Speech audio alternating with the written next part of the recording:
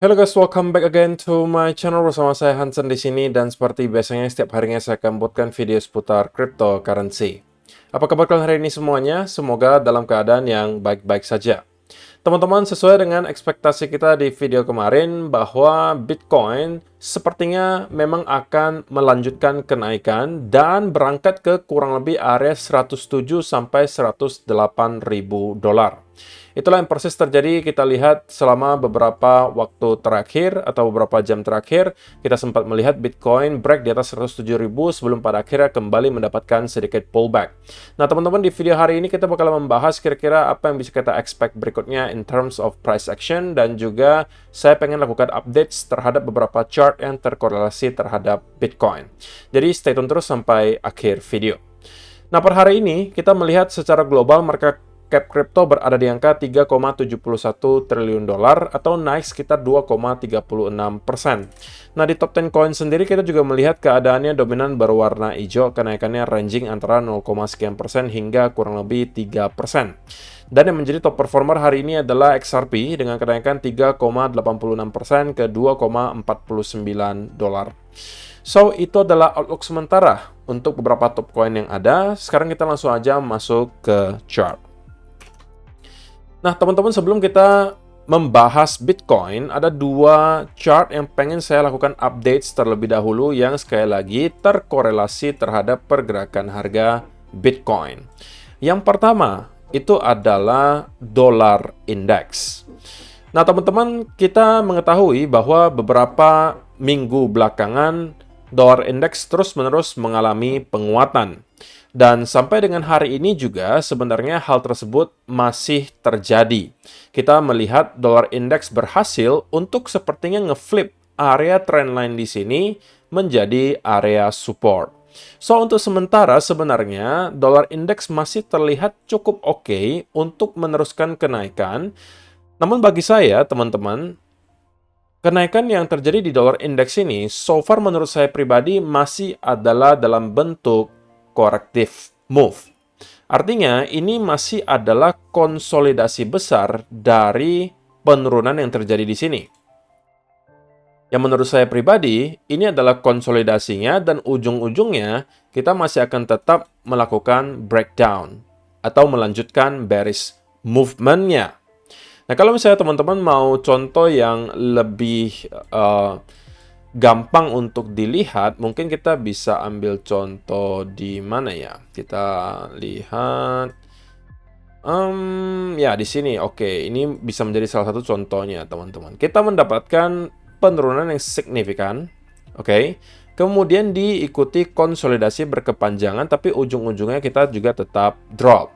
Sama juga dengan di sini, teman-teman, kita mengalami drop yang lumayan signifikan, diikuti konsolidasi panjang, dan ujung-ujungnya kita meneruskan drop. Nah, itulah yang saya expect sebenarnya terjadi juga ke dolar index. Cuman pertanyaannya memang, apakah penurunan berikutnya itu akan terjadi setelah kita berhasil break di atas angka 108.000, mungkin kembali revisit ke kurang lebih area 109 atau 110, dan pada akhirnya kita akan start untuk kembali mendapatkan sell off. Saya tidak akan terkejut jika itulah yang terjadi. Nah, kalau misalnya kita zoom in ke time frame yang lebih kecil, untuk sementara kita juga bisa mengatakan bahwa dollar index sepertinya pengen melanjutkan kenaikan karena ada rally diikuti semacam bullish continuation pattern di sini. Sehingga ada kemungkinan menurut saya kita akan melihat dolar indeks setidaknya nge-retest lagi ke sekitaran area 107 atau 108 di sini. Nah, teman-teman, harapannya tentunya adalah kita bisa melihat dolar indeks untuk segera kembali reverse ke bawah. Kenapa? Karena chart yang kita sering pantau, yaitu adalah Bitcoin, itu denominasinya sekarang masih dalam bentuk US dollar. Makanya kalian bisa melihat chartnya itu Bitcoin versus US dollar atau Bitcoin slash US dollar. Sama juga kalau kita bicara gold misalnya. Gold juga kalau kalian lihat chartnya itu di tickernya adalah XAU slash USD. Jadi kalau misalnya denominasinya semua dalam bentuk dolar, maka tentunya pengaruh pergerakan dolar indeks terhadap beberapa aset tersebut tentunya cukup tinggi, teman-teman. Korelasinya biasanya inverse. Dan ini adalah korelasi in general ya, teman-teman. Kalau kita lihat di time frame besar, minimal lah mungkin di weekly. Jadi kalau misalnya secara overall, dollar index itu melemah, maka kita bisa expect aset kelas seperti cryptocurrency dan juga pasar saham itu biasanya mengalami penguatan.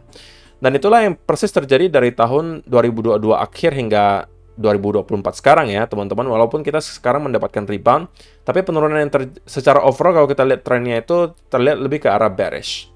Sehingga kalau misalnya kita lihat ke S&P 500, ini juga sekali lagi biasanya korelasinya inverse terhadap dollar index. Ketika dollar index itu melemah atau berada in general trend bearish, maka biasanya S&P itu trennya bakalan bullish. Sebaliknya, kalau misalnya kita melihat dollar index itu trennya sangat kuat bullish, maka kita harus mewaspadai akan adanya potensi sell off atau at least semacam koreksi terjadi di S&P 500. Nah, tapi untuk sementara, S&P 500 masih terlihat bertahan dengan cukup baik di atas area 6030-an di sini, yang merupakan area support terdekat, teman-teman. Dan kita harapkan bahwa S&P 500 bisa segera untuk kembali breakout ke area all-time high yang baru, supaya itu bisa mendukung tesis juga bahwa Bitcoin kemungkinan besar juga bisa meneruskan kenaikan dari sini. Karena tidak bisa dipungkiri, kalau misalnya S&P 500 tiba-tiba mendapatkan koreksi yang cukup dalam, maka kita bisa expect hal yang serupa juga kemungkinan bakal bisa kita lihat terjadi di Bitcoin. Contoh sederhananya, teman-teman, kalau kita lihat beberapa kali sebelumnya, menurut saya ya, kebanyakan ketika S&P itu koreksi, biasanya Bitcoin bakalan mengikuti. Atau at least Bitcoin bakalan sideways, kesulitan untuk bisa mendapatkan momentum bullish. Contoh terdekat mungkin di pertengahan Juli tahun 2024, kita melihat S&P 500 itu drop selama berminggu-minggu. Dan kalau misalnya kita melihat di Bitcoin, di bulan Juli itu kita mendapatkan drop yang juga lumayan signifikan di pertengahan bulan Juli. Kalau kalian perhatikan, ini terjadi drop dari kurang lebih 69.000 sampai ke kurang lebih 49.000 dolar. Sebelum pada akhirnya kita kembali recover. Kemudian kalau kita lihat misalnya koreksi sebelumnya itu terjadi yang cukup dalam ya. Itu di Juli 2023 hingga Oktober 2023. Oke. Juli 2023 hingga Oktober 2023. Nah, kalau kalian perhatikan di sini Bitcoin juga kesulitan untuk mendapatkan momentum, teman-teman, Juli sampai Oktober, ya kan? Barulah ketika S&P ketemu dengan bottomnya, kita melihat Bitcoin start untuk kembali mendapatkan rally. Jadi, dari kedua contoh tersebut, sedikit banyak kalian mungkin bisa melihat lah ya, bagaimana korelasi pergerakan S&P dan juga Bitcoin. Nah, sehingga akan sangat penting bagi kita untuk melihat S&P sekarang melanjutkan kenaikan, teman-teman. Kalaupun pullback, saya rasa pullback ke sekitaran area trendan ini tidak akan bermasalah. Yang akan menjadi masalah adalah apabila kita berhasil untuk jebol di bawah area 5.850-an roughly.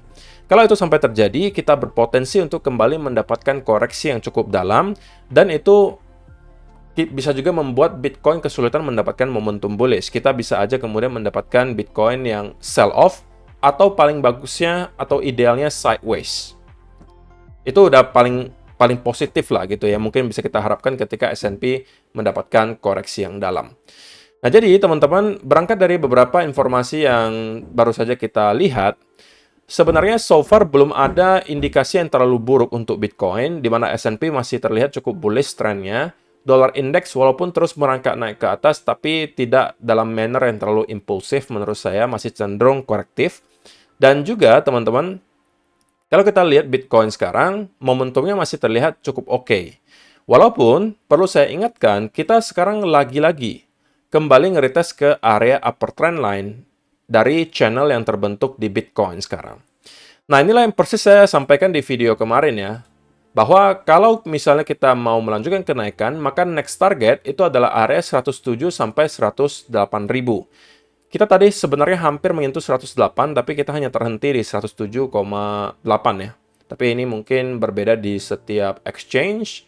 Ada yang menyentuh sampai 107.700, yang satunya lagi 107.800 ya. Roughly di sekitaran area tersebut kita kemudian mendapatkan semacam pullback. Dan Yang kita harapkan sebenarnya adalah Bitcoin untuk bisa meneruskan kenaikan dari sini dan breakout di atas area upper trend line-nya, teman-teman. Karena kalau kita terus-menerus kesulitan untuk menjebol di atas area ini, maka saya sangat khawatir bahwa kita akan kembali mendapatkan semacam pullback yang cukup dalam. Nah, pullback yang bisa terjadi nanti itu berpotensi untuk membawa kita kembali ke area lower trend line yang sekarang harusnya berada di kurang lebih 98.500 sampai 99.000 dolar. Nah, indikasinya bagaimana atau clue-nya apa yang bisa kita ambil kalau misalnya memang ternyata Bitcoin mau mendapatkan pullback dalam ke area ini lagi? Salah satunya adalah mungkin dengan pembentukan namanya reversal pattern, teman-teman. Nah, kalau 2 kali terakhir ke teman-teman perhatikan, di sini sebelum kita mendapatkan sell off, maka kita diawali dengan pembentukan semacam reversal pattern. Kalau di sini adalah pembentukan double top yang diikuti sell off. Ya kan, ini adalah double top-nya, teman-teman. Ini top pertama, ini top kedua. Yang kedua juga pattern-nya serupa, yaitu adalah pattern double top. Dan kemudian kita sell off. Nah, kalau misalnya, teman-teman, kita kembali melihat hal yang serupa terjadi, di mana misalnya kita mendapatkan Bitcoin untuk terus sell off setiap kali nyentuh ke area upper trend line-nya, maka itu memperbesar potensi bahwa kita akan at least ngeretest lagi ke area 103 ribuan. Kalau itu berhasil kita jebol, saya rasa kita akan bisa melihat Bitcoin terkoreksi cukup dalam dan kemungkinan bisa kembali break sedikit di bawah area 100.000 dolar. Jadi, kalau misalnya ditanya, apakah ada peluang untuk trade sekarang? Dan kalau misalnya ada, kira-kira lebih baik long atau short? Maka jawaban saya secara singkat, teman-teman, ini mungkin memicu kontroversi, tapi saya lebih prefer kalau sekarang ya, saya dipaksa untuk buka trade, maka saya lebih prefer untuk mencari peluang untuk short. Karena sekarang kita berada di area major resistance. Tetapi, teman-teman, saya tidak serta-merta langsung menekan tombol short di sini. Saya mau menunggu ada pattern yang membuktikan ke saya bahwa memang kita akan kembali reverse ke bawah. Apakah itu dalam bentuk double top seperti yang kita bahas barusan? Atau kita mendapatkan ada ascending channel kecil di time frame mungkin 1 hour atau 15 minute. Dan ujung-ujungnya kita mendapatkan breakdown dari trendline channel tersebut. Nah, keduanya akan kemungkinan bisa dimanfaatkan dan targetnya minimum adalah kembali ke area 103.000. Kalau itu berhasil kita jebol, kita harus expect bahwa Bitcoin bisa mendapatkan koreksi yang cukup dalam, minimum untuk kemungkinan kembali ke area trendline di sini. Oke, itu mungkin akan ada di sekitaran area 103 ribuan juga. Kalau itu jebol, kita harus expect Bitcoin kemungkinan break di bawah 100.000 kembali. Nah, tetapi teman-teman, invalidasi dari senario bearish ini pun bearishnya hanya untuk short term ya teman-teman. Saya tidak mengatakan bahwa kita sudah ketemu dengan cycle top, kita akan masuk ke bear market, bukan itu. Tapi yang mau saya sampaikan, ada potensi untuk short term pullback atau short term correction. Itu yang mau saya sampaikan. Tapi, senario tersebut bisa terinvalidasi apabila kita berhasil untuk menjebol di atas area trendan di sini dan start untuk mendapatkan konsolidasi. Jika itu yang kita lihat, maka senario bearish-nya terinvalidasi dan kita bisa melihat Bitcoin untuk terus melanjutkan kenaikan tanpa ada pullback yang terlalu dalam. Mungkin akan terjadi setelahnya. Oke?